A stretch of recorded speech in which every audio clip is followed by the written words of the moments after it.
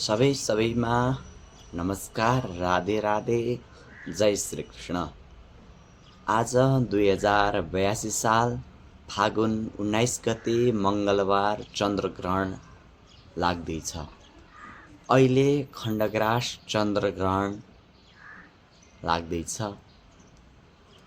पहिलेको भन्दा अलिकति व्यापक र अलिकति घातक खालको चन्द्रग्रहण लाग्दैछ।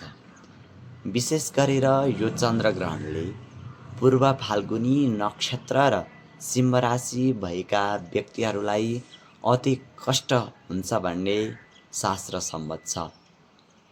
विशेष गरी यसको सूतक बिहान 9 बजेर 3 मिनेटदेखि बालक, वृद्ध, आतुराई बाहेक अरूलाई भोजन निषेध गरिएको छ। यस पछाडि दिउँसो 3 बजेर 34 मिनेटमा यसको स्पर्शकाल रहेको छ र चन्द्रोदय भनेको चाहिँ राति 6 बजेर 3 मिनेटमा छ। विशेष गरेर चन्द्रग्रहण लाग्ने भनेको 6 बजेर 3 मिनेटदेखि हो। यसको मुख्य काल चाहिँ 7 बजेर 2 मिनेटमा हुन्छ।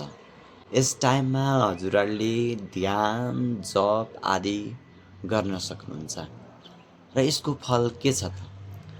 मेषलाई चिन्ता, वृषलाई व्यथा, मिथुनलाई श्री प्राप्ति, कर्कटलाई क्षति, सिंहलाई घात, कन्यालाई व्यय, तुलालाई लाभ, वृश्चिकलाई सुख, धनुलाई मान्नास, मकरलाई कष्ट, कुम्भलाई स्त्री पीडा र मीनलाई सौख्यम रहेको छ।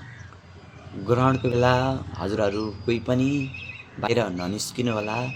आफ्नो देवी देवतालाई धुपदीप गरेर ओम नमः शिवाय, ओम नमो भगवते वासुदेवाय, हरे राम हरे कृष्ण, ओम सुम सुमाय नमः जस्ता मन्त्रहरू जप्नुहोला।